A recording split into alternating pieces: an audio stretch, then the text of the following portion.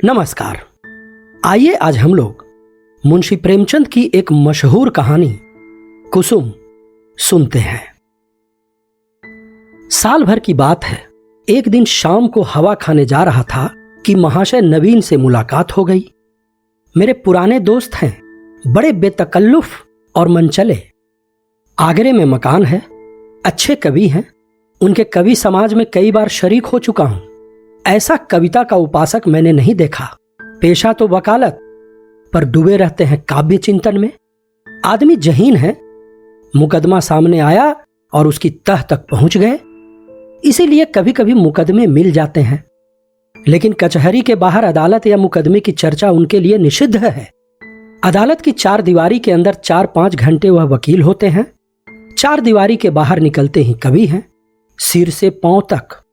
जब देखिए कवि मंडल जमा है, कवि चर्चा हो रही है, रचनाएं सुन रहे हैं, मस्त हो होकर झूम रहे हैं, और अपनी रचना सुनाते समय तो उन पर एक तल्लीनता सी छा जाती है। कंठ स्वर भी इतना मधुर है कि उनके पद बाण की तरह सीधे कलेजे में उतर जाते हैं। अध्यात्म में माधुर्य की सृष्टि करना, निर्गुण में सगुण की बहार दिखाना उनकी रचनाओं की विशेषता है। वह जब लखनऊ आते हैं, मुझे पहले सूचना दे दिया करते हैं। आज उन्हें अनायास लखनऊ में देखकर मुझे आश्चर्य हुआ। आप यहां कैसे? कुशल तो हैं? मुझे आने की सूचना तक न दी। वह बोले, भाईजान, एक जंजाल में फंस गया हूं, आपको सूचित करने का समय न था।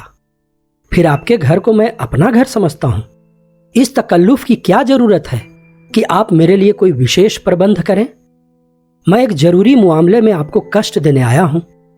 इस वक्त की सैर को स्थगित कीजिए और चलकर मेरी विपत्ति कथा सुनिए।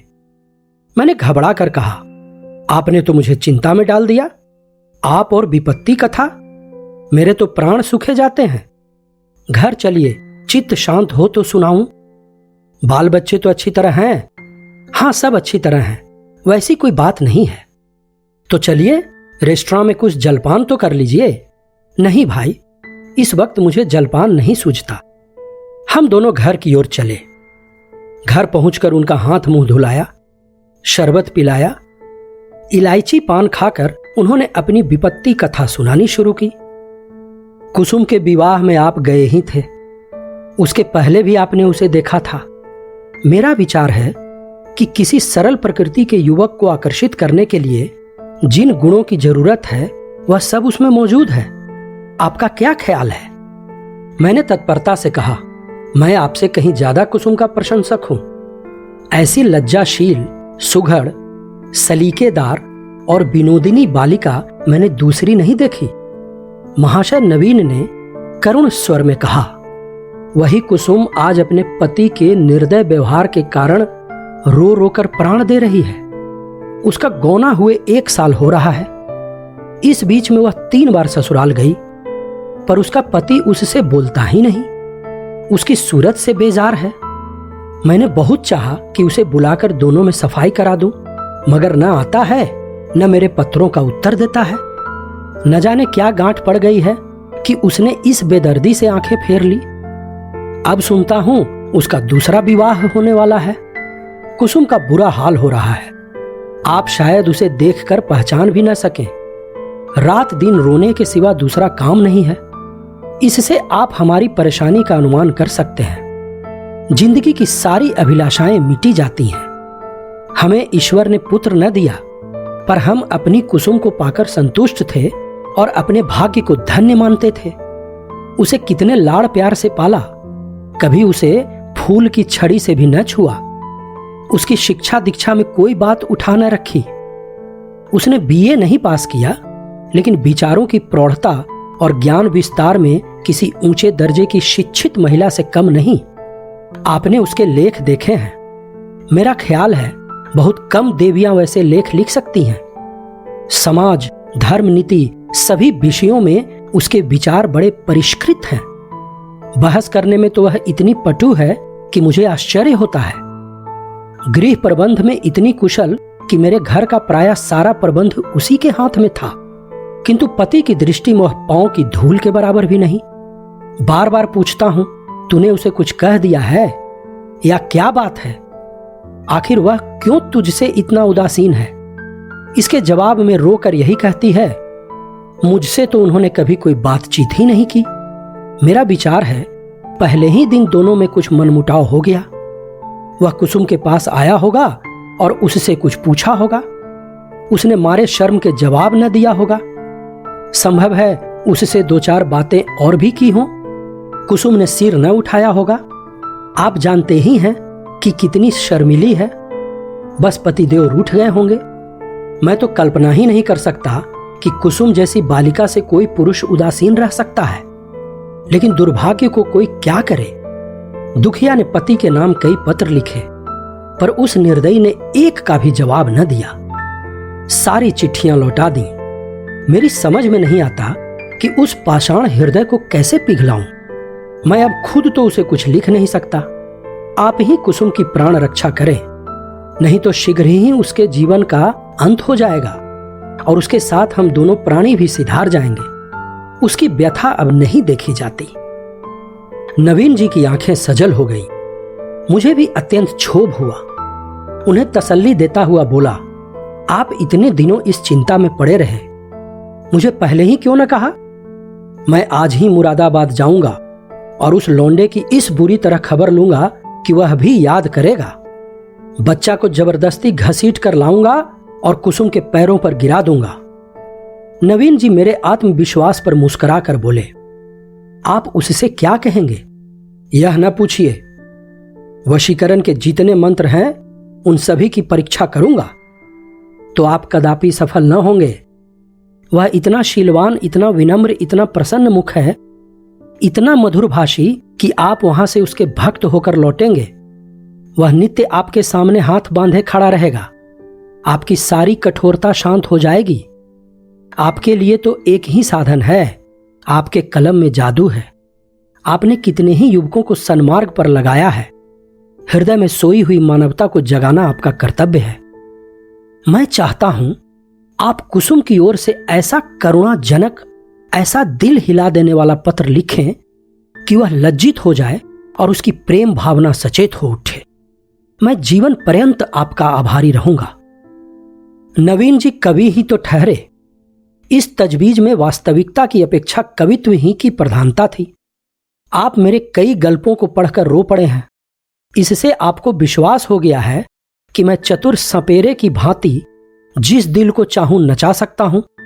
आपको यह मालूम नहीं कि सभी मनुष्य कवि नहीं होते और न एक से भावुक।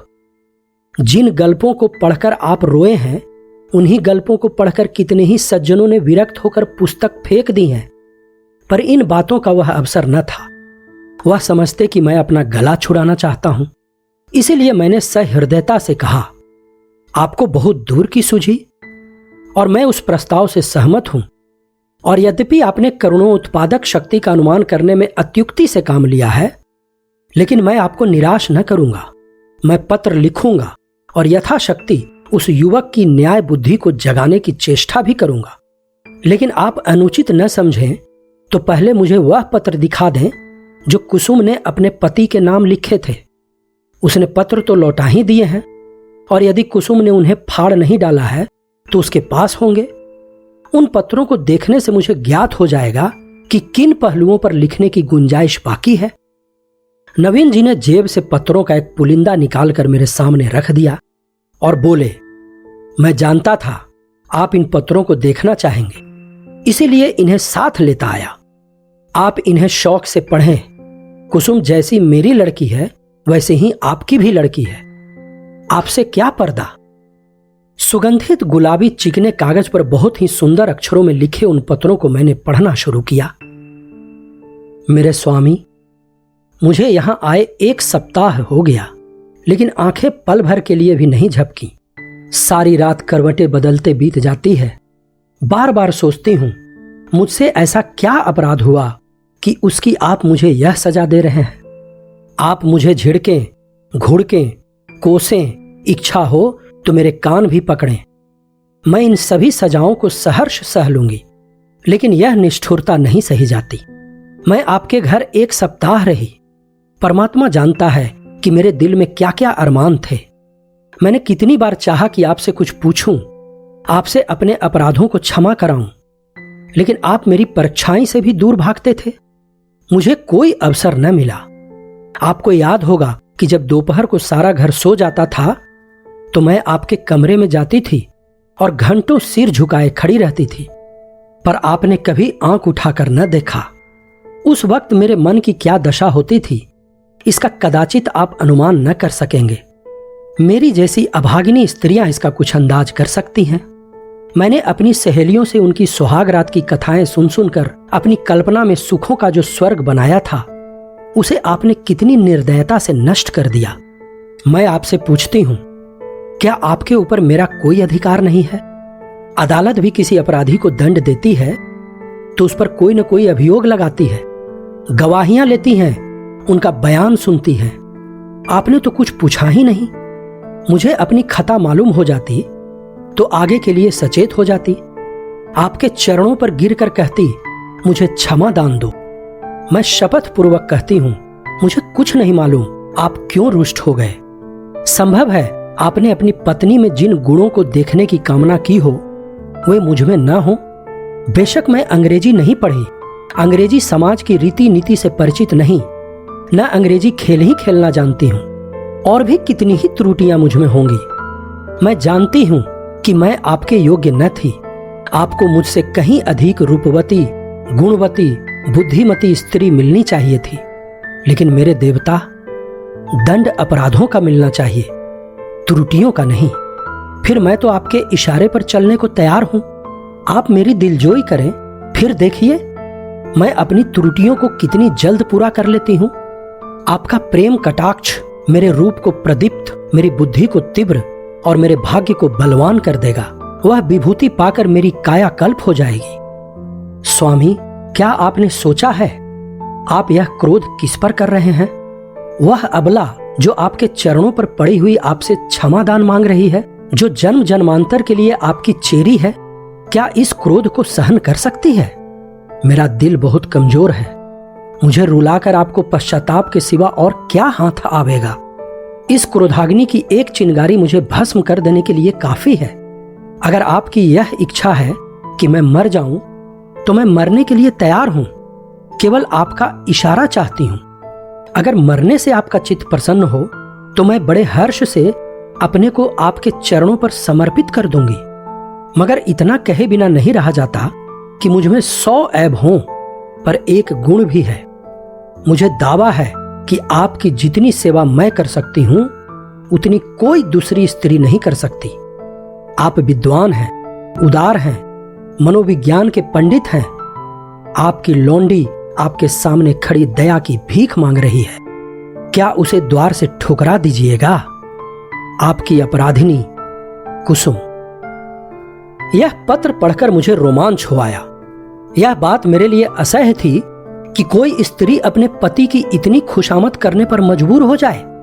पुरुष अगर स्त्री से उदासीन रह सकता है तो स्त्री उसे क्यों नहीं ठुकरा सकती? वह दुष्ट समझता है कि विवाह ने एक स्त्री को उसका गुलाम बना दिया। वह उस अबला पर जितना अत्याचार चाहे करे, कोई उसका हाथ नहीं पकड़ सकता, कोई छू भी नहीं कर सकता। पुरुष अपनी दूसरी, तीसरी, चौथी शादी कर सकता है। स्त्री से कोई संबंध न रखकर भी उस पर उसी कठोरता से शासन कर सकता है। वह जानता है कि स्त्री कुल मर्यादा के बंधनों में जकड़ी हुई है। उसे रो रो कर मर जाने के सिवा और कोई उपाय नहीं है। अगर उसे भय होता कि औरत भी उसकी ईंट का जवाब पत्थर से नहीं, ईंट से भी नहीं, केवल थप्पड़ से दे सकती है, तो उसे कभी इस बदमिजाजी का साहस न होता। बेचारी स्त्री कितनी विवश है। शायद मैं कुसुम की जगह होता तो इस निष्ठुरता का जवाब इसकी 10 गुनी कठोरता से देता, उसकी छाती पर मूंग दलता, संसार के हंसने की जरा भी चिंता न करता। जो समाज अबलाओं पर इतना जुल्म देख सकता है और चूं तक नहीं करता, उसके रोने या हंसने की मुझे जरा भी परवाह न होती। अरे अभागे युवक, तुझे खबर नहीं तू अपने भविष्य की गर्दन पर कितनी बेदर्दी से छुरी फेर रहा है? यह वह समय है जब पुरुष को अपने प्रणय भंडार से स्त्री के माता पिता, भाई बहन, सखियां, सहेलियां, सभी के प्रेम की पूर्ति करनी पड़ती है। अगर पुरुष में वह सामर्थ्य नहीं है तो स्त्री की क्षुधित आत्मा को कैसे संतुष्ट रख सकेगा? परिणाम वही होगा जो बहुधा होता है। अबला कूढ़ कूढ़ कर मर जाती है। यही वह समय है जिसकी स्मृति जीवन में सदैव के लिए मिठास पैदा कर देती है। स्त्री की प्रेम सुधा इतनी तीव्र होती है कि वह पति का स्नेह पाकर अपना जीवन सफल समझती है और इस प्रेम के आधार पर जीवन के सारे कष्टों को हंस खेल कर सह लेती है। यही वह समय है जब हृदय में प्रेम का बसंत आता है और उसमें नई नई आशा कोपले निकलने लगती है। ऐसा कौन निर्दयी है जो इस ऋतु में उस वृक्ष पर कुल्हाड़ी चलाएगा? यही वह समय है जब शिकारी किसी पक्षी को उसके बसेरे से लाकर पिंजरे में बंद कर देता है। क्या वह उसकी गर्दन पर छुरी चलाकर उसका मधुर गान सुनने की आशा रखता है? मैंने दूसरा पत्र पढ़ना शुरू किया। मेरे जीवन धन, 2 सप्ताह जवाब की प्रतीक्षा करने के बाद आज फिर यही उल्हाना देने बैठी हूं। जब मैंने वह पत्र लिखा था तो मेरा मन गवाही दे रहा था कि उसका उत्तर जरूर आएगा। आशा के विरुद्ध आशा लगाए हुए थी। मेरा मन अब भी इसे स्वीकार नहीं करता कि जानबूझकर उसका उत्तर नहीं दिया। कदाचित आपको अवकाश नहीं मिला, या ईश्वर न करे कहीं आप अस्वस्थ तो नहीं हो गए। किससे पूछूं? इस विचार से ही मेरा हृदय कांप रहा है। मेरे ईश्वर से यही प्रार्थना है कि आप प्रसन्न और स्वस्थ हों। पत्र मुझे न लिखें न सही, रोकर चुप ही तो हो जाऊंगी। आपको ईश्वर का वास्ता है, अगर आपको किसी प्रकार का कष्ट हो तो मुझे तुरंत पत्र लिखिए। मैं किसी को साथ लेकर आ जाऊंगी। मर्यादा और परिपाटी के बंधनों से मेरा जी घबराता है। ऐसी दशा में भी यदि आप मुझे अपनी सेवा से वंचित रखते हैं तो आप मुझसे मेरा वह अधिकार छीन रहे हैं जो मेरे जीवन की सबसे मूल्यवान वस्तु है। मैं आपसे और कुछ नहीं मांगती। आप मुझे मोटे से मोटा खिलाइए, मोटे से मोटा पहनाइए, मुझे जरा भी शिकायत न होगी। मैं आपके साथ घोर से घोर विपत्ति में भी प्रसन्न रहूंगी।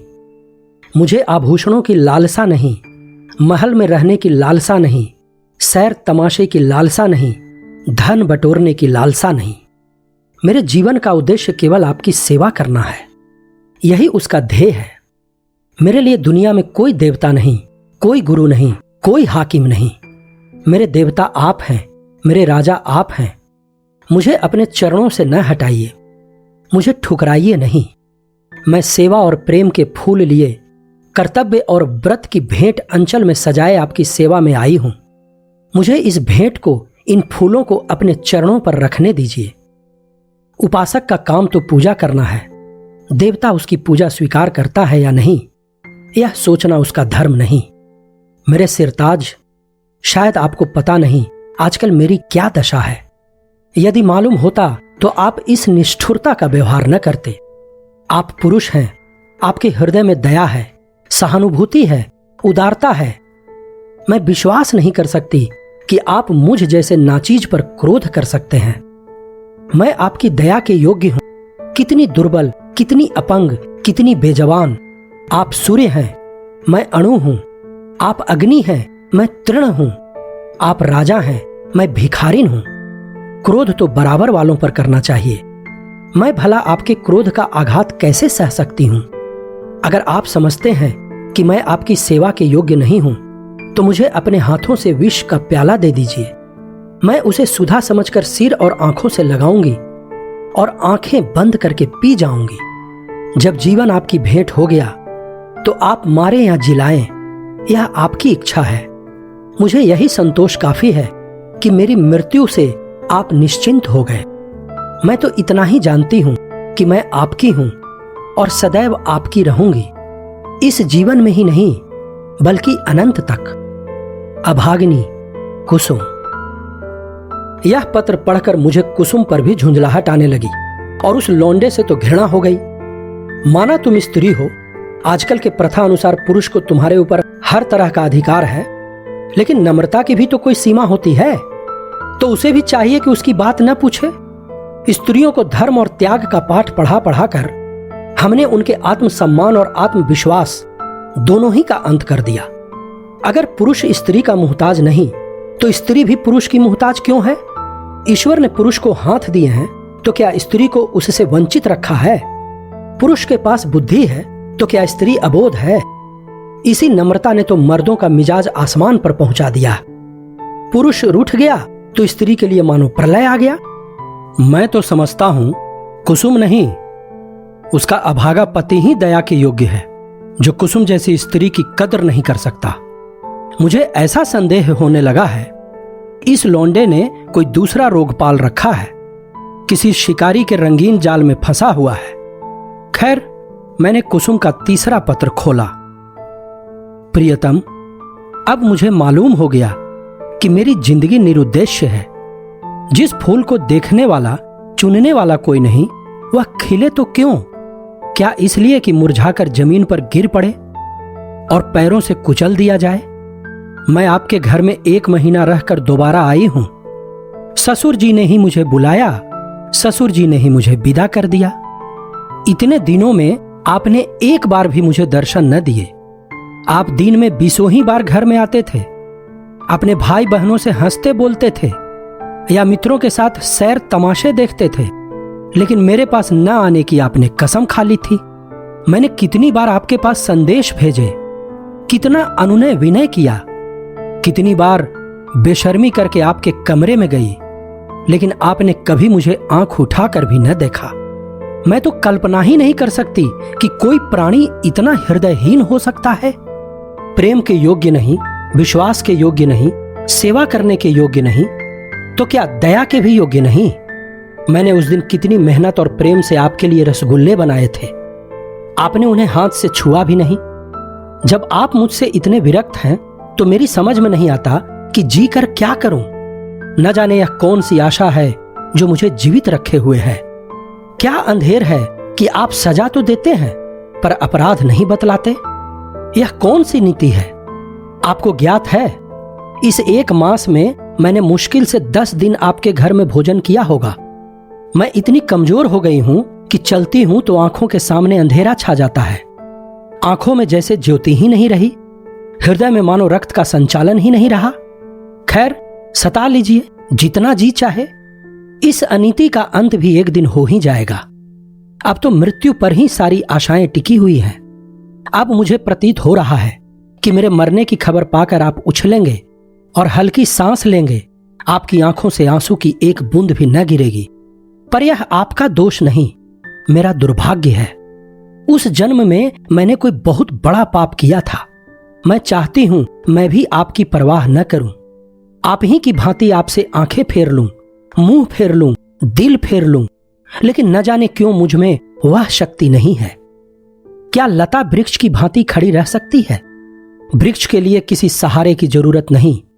लता वह शक्ति कहां से लाए? वह तो वृक्ष से लिपटने के लिए पैदा की गई है। उसे वृक्ष से अलग कर दो और वह सूख जाएगी। मैं आपसे पृथक अपने अस्तित्व की कल्पना ही नहीं कर सकती। मेरे जीवन की हर एक गति, प्रत्येक विचार, प्रत्येक कामना में आप मौजूद होते हैं। मेरा जीवन वह वृत्त है जिसके केंद्र आप हैं। मैं वह हार हूं जिसके प्रत्येक फूल में आप धागे की भांति घुसे हुए हैं। उस धागे के बगैर हार के फूल बिखर जाएंगे और धूल में मिल जाएंगे। मेरी एक सहेली है, शन्नू। उसका इस साल पाणी ग्रहण हो गया है। उसका पति जब ससुराल आता है, शन्नू के पांव जमीन पर नहीं पड़ते। दिन भर में न जाने कितने रूप बदलती है। मुख कमल खिल जाता है, उल्लास संभाले नहीं संभलता। उसे बिखेरती लुटाती चलती है हम जैसे अभागों के लिए। जब आकर मेरे गले से लिपट जाती है तो हर्ष और उन्माद की वर्षा से जैसे मैं लथपथ हो जाती हूं। दोनों अनुराग से मतवाले हो रहे हैं। उनके पास धन नहीं है, जायदाद नहीं है, मगर अपनी दरिद्रता में ही मगन है। इस अखंड प्रेम का एक क्षण, उसकी तुलना में संसार की कौन सी वस्तु रखी जा सकती है? मैं जानती हूं यह रंगरेलियां और बेफिक्रियां बहुत दिन न रहेंगी। जीवन की चिंताएं और दुराशाएं उन्हें भी परास्त कर देंगी, लेकिन ये मधुर स्मृतियां संचित धन की भांति अंत तक उन्हें सहारा देती रहेंगी। प्रेम में भीगी हुई सूखी रोटियां, प्रेम में रंगे हुए मोटे कपड़े और प्रेम के प्रकाश से अवलोकित छोटी सी कोठरी, अपनी इस विपन्नता में भी वह स्वाद, वह शोभा और वह विश्राम रखती है जो शायद देवताओं को स्वर्ग में भी नसीब नहीं। जब शन्नो का पति अपने घर चला जाता है तो वह दुखिया इस तरह फूट फूट कर रोती है कि मेरा हृदय गदगद हो जाता है। उसके पत्र आ जाते हैं तो मानो उसे कोई विभूति मिल जाती है। उसके रोने में भी, उसकी विफलताओं में भी, उसके उपालंभों में भी एक स्वाद है, एक रस है। उसके आंसू व्यग्रता और विहलता के हैं, मेरे आंसू निराशा और दुख के। उसकी व्याकुलता में प्रतीक्षा और उल्लास है, मेरी व्याकुलता में दैन्य और परवशता। उसके उपालंभ में अधिकार और ममता है, मेरे उपालंभ में भग्नता और रुदन। पत्र लंबा हुआ जाता है और दिल का बोझ हल्का नहीं होता। भयंकर गर्मी पड़ रही है। दादा मुझे मसूरी ले जाने का विचार कर रहे हैं। मेरी दुर्बलता से उन्हें टीबी का संदेह हो रहा है। वह नहीं जानते कि मेरे लिए मसूरी नहीं, स्वर्ग भी काल कोठरी है। अभागिन कुसुम। मेरे पत्थर के देवता, कल मसूरी से लौट आई। लोग कहते हैं बड़ा स्वास्थ्यवर्धक और रमणीक स्थान है। होगा, मैं तो एक दिन भी कमरे से नहीं निकली। भग्न हृदयों के लिए संसार सूना है। मैंने रात एक बड़े मजे का सपना देखा। बतलाऊं, पर क्या फायदा। न जाने क्यों मैं अब भी मौत से डरती हूं। आशा का कच्चा धागा मुझे अब भी जीवन से बांधे हुए है। जीवन उद्यान के द्वार पर जाकर बिना सैर किए लौट आना कितना हसरतनाक है। अंदर क्या सुषमा है, क्या आनंद है। मेरे लिए वह द्वार ही बंद है। कितनी अभिलाषाओं से विहार का आनंद उठाने चली थी, कितनी तैयारियों से, पर मेरे पहुंचते ही द्वार बंद हो गया है। अच्छा बतलाओ, मैं मर जाऊंगी तो मेरी लाश पर आंसू की 2 बूंद गिराओगे? जिसकी जिंदगी भर की जिम्मेदारी ली थी, जिसकी सदैव के लिए बांह पकड़ी थी, क्या उसके साथ इतनी भी उदारता न करोगे? मरने वालों के अपराध सभी क्षमा कर दिया करते हैं, तुम भी क्षमा कर देना। आकर मेरे शव को अपने हाथों से नहलाना, अपने हाथ से सुहाग के सिंदूर लगाना, अपने हाथ से सुहाग की चूड़ियां पहनाना, अपने हाथ से मेरे मुंह में गंगाजल डालना, 2-4 पग कंधा दे देना। बस मेरी आत्मा संतुष्ट हो जाएगी और तुम्हें आशीर्वाद देगी। मैं वचन देती हूं कि मालिक के दरबार में तुम्हारा यश गाऊंगी। क्या यह भी महंगा सौदा है? इतने से शिष्टाचार से तुम अपनी सारी जिम्मेदारियों से मुक्त हुए जाते हो। आह, मुझे विश्वास होता कि तुम इतना शिष्टाचार करोगे तो मैं कितनी खुशी से मौत का स्वागत करती। लेकिन मैं तुम्हारे साथ अन्याय न करूंगी। तुम कितने ही निष्ठुर हो, इतने निर्दयी नहीं हो सकते। मैं जानती हूं तुम यह समाचार पाते ही आओगे और शायद एक क्षण के लिए मेरी शोक मृत्यु पर तुम्हारी आंखें रो पड़े। कहीं मैं अपने जीवन में यह शुभ अवसर देख सकती। अच्छा, क्या मैं एक प्रश्न पूछ सकती हूं? नाराज न होना। क्या मेरी जगह किसी और सौभाग्यवती ने ले ली है?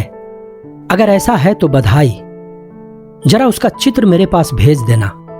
मैं उसकी पूजा करूंगी, उसके चरणों पर शीश नवाऊंगी।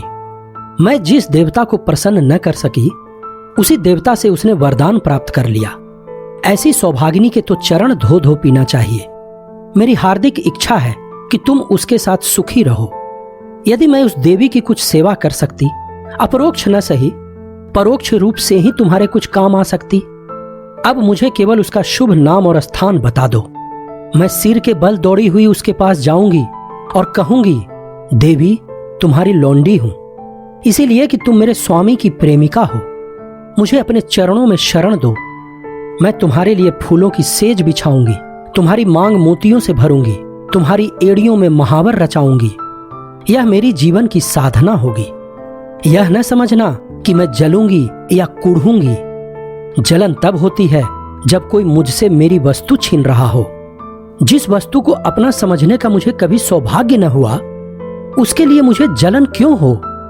अभी बहुत कुछ लिखना था, लेकिन डॉक्टर साहब आ गए हैं। बेचारा हृदय दाह को टीबी समझ रहा है। दुख की सताई हुई कुसुम। इन दोनों पत्रों ने धैर्य का प्याला भर दिया। मैं बहुत ही आवेशहीन आदमी हूं। भावुकता मुझे छू भी नहीं गई। अधिकांश कलाविदों की भांति मैं भी शब्दों से आंदोलित नहीं होता। क्या वस्तु दिल से निकलती है? क्या वस्तु केवल मर्म को स्पर्श करने के लिए लिखी गई है? यह भेद बहुधा मेरे साहित्यिक आनंद में बाधक हो जाता है, लेकिन इन पत्रों ने मुझे आपे से बाहर कर दिया। एक स्थान पर तो सचमुच मेरी आंखें भर आई। यह भावना कितनी वेदनापूर्ण थी कि वही बालिका जिस पर माता पिता प्राण छिड़कते रहते थे, विवाह होते ही इतनी विपदग्रस्त हो जाए। विवाह क्या हुआ मानो उसकी चिता बनी या उसकी मौत का परवाना लिखा गया। इसमें संदेह नहीं कि ऐसी वैवाहिक दुर्घटनाएं कम होती हैं, लेकिन समाज की वर्तमान दशा में उनकी संभावना बनी रहती है। जब तक स्त्री पुरुष के अधिकार समान न होंगे, ऐसे आघात नित्य होते रहेंगे। दुर्बल को सताना कदाचित प्राणियों का स्वभाव है। काटने वाले कुत्तों से लोग दूर भागते हैं। सीधे कुत्ते पर बाल विरिंद विनोद के लिए पत्थर फेंकते हैं।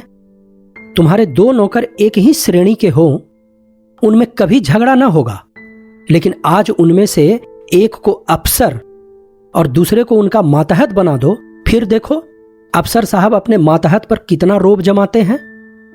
सुखमय दाम्पत्य की नींव अधिकार साम्य पर ही रखी जा सकती है। इस वैषम्य में प्रेम का निवास हो सकता है, मुझे तो इसमें संदेह है।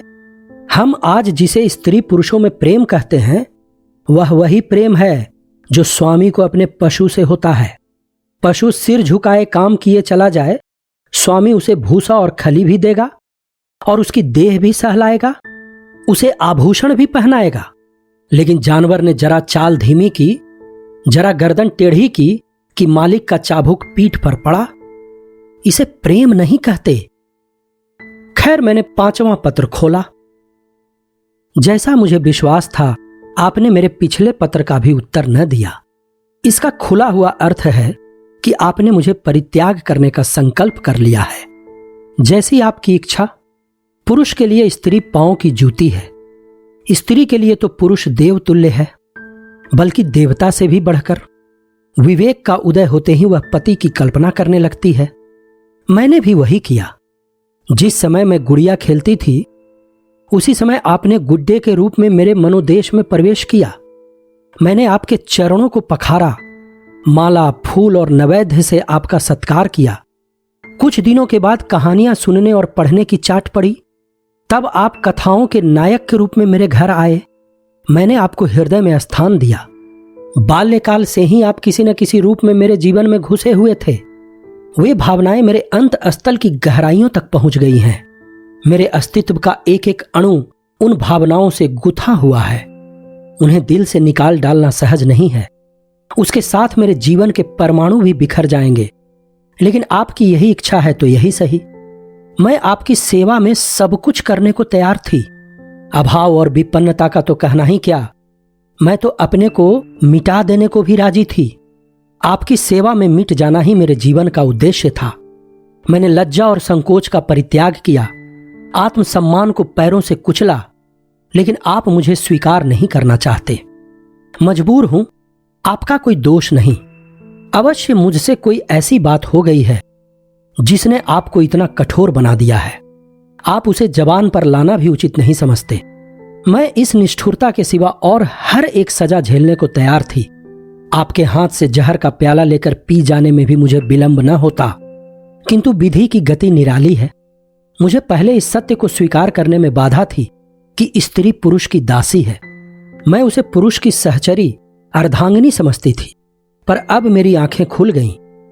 मैंने कई दिन हुए एक पुस्तक में पढ़ा था कि आदिकाल में स्त्री पुरुष की उसी तरह संपत्ति थी जैसा गाय, बैल या खेत बाड़ी। पुरुष को अधिकार था स्त्री को बेचे, गिरवी रखे या मार डाले। विवाह की प्रथा उस समय केवल यह थी कि वर पक्ष अपने सूर सामंतों को लेकर सशस्त्र आता था, कन्या को उड़ा ले जाता था। कन्या के साथ कन्या के घर में रुपया, पैसा, अनाज या पशु जो कुछ उसके हाथ लग जाता था, उसे भी उठा ले जाता था। वह स्त्री को अपने घर ले जाकर उसके पैरों में बेड़ियां डालकर घर के अंदर बंद कर देता था। उसके आत्मसम्मान के भावों को मिटाने के लिए यह उपदेश दिया जाता था कि पुरुष ही उसका देवता है। सुहाग स्त्री की सबसे बड़ी विभूति है। आज कई हजार वर्षों के बीतने पर पुरुष के उस मनोभाव में कोई परिवर्तन नहीं हुआ। पुरानी सभी प्रथाएं कुछ विकृत या संस्कृत रूप में मौजूद हैं। आज मुझे मालूम हुआ कि उस लेख ने स्त्री समाज की दशा का कितना सुंदर निरूपण किया था। अब आपसे मेरा सविनय अनुरोध है, और यही अंतिम अनुरोध है, कि आप मेरे पत्रों को लौटा दें। आपके दिए हुए गहने और कपड़े अब मेरे किसी काम के नहीं। इन्हें अपने पास रखने का मुझे कोई अधिकार नहीं। आप जिस समय चाहें वापस मंगवा लें। मैंने उन्हें एक पेटारी में बंद करके अलग रख दिया है। उसकी सूची भी वहीं रखी हुई है, मिला लीजिएगा। आज से आप मेरी जबान या कलम से कोई शिकायत न सुनेंगे। इस भ्रम को भूल कर भी दिल में स्थान न दीजिएगा कि मैं आपसे बेवफाई या विश्वासघात करूंगी। मैं इसी घर में कूढ़ कूढ़ कर मर जाऊंगी, पर आपकी ओर से मेरा मन कभी मैला न होगा। मैं जिस जलवायु में पली हूं, उसका मूल तत्व है पति में श्रद्धा। ईर्ष्या या जलन भी उस भावना को मेरे दिल से नहीं निकाल सकती। मैं आपकी कुल मर्यादा की रक्षिका हूं। उस अमानत में जीते जी खयानत न करूंगी। अगर मेरे बस में होता तो मैं उसे भी वापस कर देती, लेकिन यहां मैं भी मजबूर हूं और आप भी मजबूर हैं। मेरी ईश्वर से यही विनती है कि आप जहां रहें कुशल से रहें। जीवन में मुझे सबसे कटु अनुभव जो हुआ वह यही है कि नारी जीवन अधम है।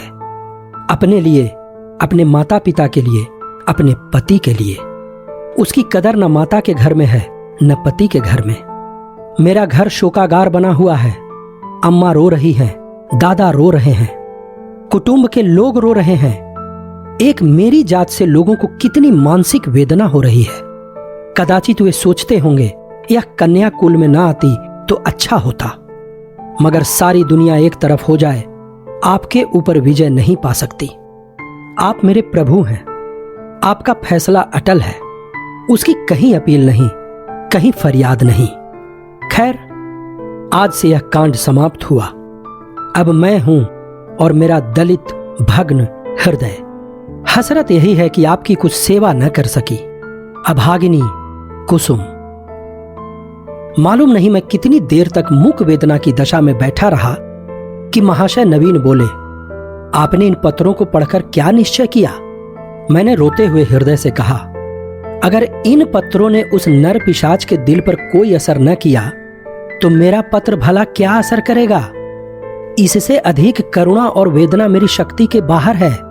ऐसा कौन सा धार्मिक भाव है जिसे इन पत्रों में स्पर्श न किया गया हो? दया, लज्जा, तिरस्कार, न्याय, मेरे विचार में तो कुसुम ने कोई पहलू नहीं छोड़ा। मेरे लिए अब यही अंतिम उपाय है कि उस शैतान के सिर पर सवार हो जाऊं और उससे मुंह दर मुंह बातें करके इस समस्या की तह तक पहुंचने की चेष्टा करूं। अगर उसने मुझे कोई संतोषप्रद उत्तर न दिया तो मैं उसका और अपना खून एक कर दूंगा। या तो मुझी को फांसी होगी या वही काले पानी जाएगा। कुसुम ने जिस धैर्य और साहस से काम लिया है वह सराहनीय है। आप उसे संतावना दीजिएगा। मैं आज रात की गाड़ी से मुरादाबाद जाऊंगा और परसों तक जैसी कुछ परिस्थिति होगी उसकी आपको सूचना दूंगा। मुझे तो यह कोई चरित्रहीन और बुद्धिहीन युवक मालूम होता है। मैं उस बहक में जाने क्या क्या बकता रहा। इसके बाद हम दोनों भोजन करके स्टेशन चले। वह आगरे गए, मैं मुरादाबाद का रास्ता लिया। उनके प्राण अब भी सूखे जाते थे कि क्रोध के आवेश में मैं कोई पागलपन न कर बैठूं। मेरे बहुत समझाने पर उनका चित्त शांत हुआ। मैं प्रातःकाल मुरादाबाद पहुंचा और जांच शुरू कर दी। इस युवक के चरित्र के विषय में मुझे जो संदेह था वह गलत निकला। मोहल्ले में, कॉलेज में, उसके इष्ट मित्रों में सभी उसके प्रशंसक थे। अंधेरा और गहरा होता हुआ जान पड़ा। संध्या समय मैं उसके घर जा पहुंचा।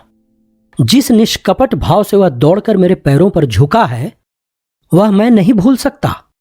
ऐसा वाक चतुर, ऐसा सुशील और विनीत युवक मैंने नहीं देखा। बाहर और भीतर में इतना आकाश पताल का अंतर मैंने कभी न देखा था। मैंने कुशल क्षेम और शिष्टाचार के 2-4 वाक्यों के बाद पूछा, तुमसे मिलकर चित्त प्रसन्न हुआ, लेकिन आखिर कुसुम ने क्या अपराध किया है जिसका तुम उसे इतना कठोर दंड दे रहे हो? उसने तुम्हारे पास कई पत्र लिखे, तुमने एक का भी उत्तर न दिया। वह 2-3 बार यहां भी आई, पर तुम उससे बोले तक नहीं। क्या उस निर्दोष बालिका के साथ तुम्हारा यह अन्याय नहीं है?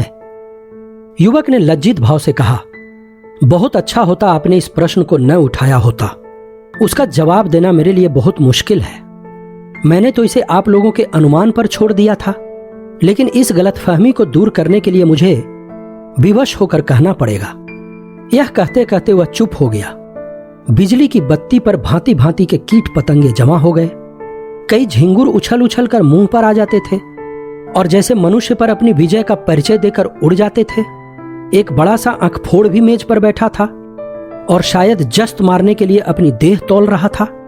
युवक ने एक पंखा लाकर मेज पर रख दिया, जिसने विजयी कीट पतंगों को दिखा दिया कि मनुष्य इतना निर्बल नहीं है जितना वे समझ रहे थे। एक क्षण में मैदान साफ हो गया और हमारी बातों में दखल देने वाला कोई न रहा। युवक ने सकुचाते हुए कहा, संभव है आप मुझे अत्यंत लोभी, कमीना और स्वार्थी समझें, लेकिन यथार्थ यह है कि इस विवाह से मेरी वह अभिलाषा न पूरी हुई जो मुझे प्राणों से भी प्रिय थी।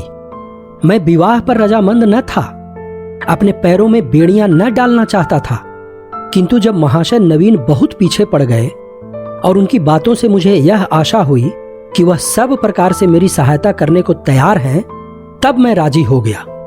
पर विवाह होने के बाद उन्होंने मेरी बात भी न पूछी, मुझे एक पत्र भी न लिखा कि कब तक वह मुझे विलायत भेजने का प्रबंध कर सकेंगे। हालांकि मैंने अपनी इच्छा उन पर पहले ही प्रकट कर दी थी, पर उन्होंने मुझे निराश करना ही उचित समझा। उनकी इस अकृपा ने मेरे सारे मंसूबे धूल में मिला दिए। मेरे लिए अब इसके सिवा और क्या रह गया है कि LLB पास कर लूं और कचहरी में जूती फटफटाता फिरूं। मैंने पूछा, तो आखिर तुम नवीन जी से क्या चाहते हो? लेन देन में तो उन्होंने शिकायत का कोई अवसर नहीं दिया। तुम्हें विलायत भेजने का खर्च तो शायद उनके काबू से बाहर हो। युवक ने सिर झुकाकर कहा, तो यह उन्हें पहले ही मुझसे कह देना चाहिए था, फिर मैं विवाह ही क्यों करता। उन्होंने चाहे कितना ही खर्च कर डाला हो, पर इससे मेरा क्या उपकार हुआ। दोनों तरफ से 10-12 हजार रुपये खाक में मिल गए और उनके साथ मेरी अभिलाषाएं खाक में मिल गईं। पिताजी पर तो कई हजार का ऋण हो गया है, वह अब मुझे इंग्लैंड नहीं भेज सकते। क्या पूज्य नवीन जी चाहते तो मुझे इंग्लैंड न भेज देते? उनके लिए 10-5 हजार की कोई हकीकत नहीं। मैं सन्नाटे में आ गया, मेरे मुंह से अनायास निकल गया, छी, वाह रे दुनिया और वाह रे हिंदू समाज। तेरे यहां ऐसे ऐसे स्वार्थ के दास पड़े हुए हैं जो एक अबला का जीवन संकट में डालकर उसके पिता पर ऐसे अत्याचार पूर्ण दबाव डालकर ऊंचा पद प्राप्त करना चाहते हैं। विद्या अर्जन के लिए विदेश जाना बुरा नहीं, ईश्वर सामर्थ्य दे तो शौक से जाओ, किंतु पत्नी का परित्याग करके ससुर पर इसका भार रखना निर्लज्जता की पराकाष्ठा है। तारीफ की बात तो तब थी कि तुम अपने पुरुषार्थ से जाते, इस तरह किसी की गर्दन पर सवार होकर अपना आत्मसम्मान बेचकर गए तो क्या गए। इस पामर की दृष्टि में कुसुम का कोई मूल्य ही नहीं, वह केवल उसकी स्वार्थ सिद्धि का साधन मात्र है। ऐसे नीच प्रकृति के आदमी से कुछ तर्क करना व्यर्थ था। परिस्थिति ने हमारी चुटिया उसके हाथ में रखी थी और हमें उसके चरणों पर सिर झुकाने के सिवाय और कोई उपाय न था। दूसरी गाड़ी से मैं आगरे आ पहुंचा और नवीन जी से यह वृतांत कहा। उन बेचारे को क्या मालूम था कि यहां सारी जिम्मेदारी उन्हीं के सिर डाल दी गई है। यद्यपि इस मंदी ने उनकी वकालत भी ठंडी कर रखी है और वह 10-5 हजार का खर्च सुगमता से नहीं उठा सकते, लेकिन इस युवक ने उनसे इसका संकेत भी किया होता तो वह अवश्य कोई न कोई उपाय करते। कुसुम के सिवा दूसरा उनका कौन बैठा हुआ है? उन बेचारे को तो इस बात का ज्ञान ही न था। अतः मैंने ज्यों ही उनसे यह समाचार कहा तो वह बोल उठे, छी, इस जरा सी बात को इस भले आदमी ने इतना तूल दे दिया। आप आज ही उसे लिख दें कि वह जिस वक्त जहां पढ़ने के लिए जाना चाहे शौक से जा सकता है। मैं उसका सारा भार स्वीकार करता हूं। साल भर तक निर्दयी ने कुसुम को रुला रुला कर मार डाला। घर में इसकी चर्चा हुई, कुसुम ने भी मां से सुना। मालूम हुआ 1000 का चेक उसके पति के नाम भेजा जा रहा है, पर इस तरह जैसे किसी संकट का मोचन करने के लिए अनुष्ठान किया जा रहा हो। कुसुम ने भ्रिकुटी सिकोड़ कर कहा, अम्मा, दादा से कह दो कहीं रुपये भेजने की जरूरत नहीं। माता ने विस्मित होकर बालिका की ओर देखा। कैसे रुपये? अच्छा, वह क्यों? इसमें क्या हर्ज है? लड़के का मन है तो बिलायत जाकर पढ़े, हम क्यों रोकने लगे? जो भी है वो उसी का है, हमें कौन छाती पर लाद कर ले जाना है? नहीं, आप दादा से कह दीजिए एक पाई न भेजें। आखिर इसमें क्या बुराई है? इसीलिए कि यह उसी तरह की डाकाजनी है जैसा बदमाश लोग किया करते हैं। किसी आदमी को पकड़कर ले गए और उसके घर वालों से उसके मुक्ति धन के तौर पर अच्छी रकम ऐंठ ली। माता ने तिरस्कार की आंखों से देखा। कैसी बातें करती हो बेटी? इतने दिनों के बाद तो जाके देवता सीधे हुए हैं और तुम उन्हें फिर चिढ़ाए देती हो। कुसुम ने झल्ला कर कहा, ऐसे देवता का रूठे रहना ही अच्छा है। जो आदमी इतना स्वार्थी, इतना दंभी, इतना नीच है, उसके साथ मेरा निर्वाह न होगा। मैं कह देती हूं, वहां रुपये गए तो मैं जहर खा लूंगी। इसे दिलग्गी न समझना। मैं ऐसे आदमी का मुंह भी नहीं देखना चाहती। दादा से कह देना, और अगर तुम्हें डर लगता हो तो मैं खुद कह दूं। मैंने स्वतंत्र रहने का निश्चय कर लिया है। मां ने देखा लड़की का मुखमंडल आरक्त हो उठा है, मानो इस प्रश्न पर वह न कुछ कहना चाहती है न सुनना। दूसरे दिन नवीन जी ने यह हाल मुझसे कहा तो मैं एक आत्मविस्मृत की दशा में दौड़ा हुआ गया और कुसुम को गले लगा लिया। मैं नारियों में ऐसा ही आत्माभिमान देखना चाहता हूं। कुसुम ने वह कर दिखाया जो मेरे मन में था और जिसे प्रकट करने का साहस मुझ में न था। साल भर हो गया है, कुसुम ने पति के पास एक पत्र भी नहीं लिखा और न उसका जिक्र ही करती है। नवीन जी ने कई बार जमाई को मना लाने की इच्छा प्रकट की, पर कुसुम उसका नाम भी सुनना नहीं चाहती। उसमें स्वावलंबन की ऐसी दृढ़ता आ गई है कि आश्चर्य होता है। उसके मुख पर निराशा और वेदना के पीलेपन और तेजहीनता की जगह स्वाभिमान और स्वतंत्रता की लाली और तेजस्विता भासित हो गई है।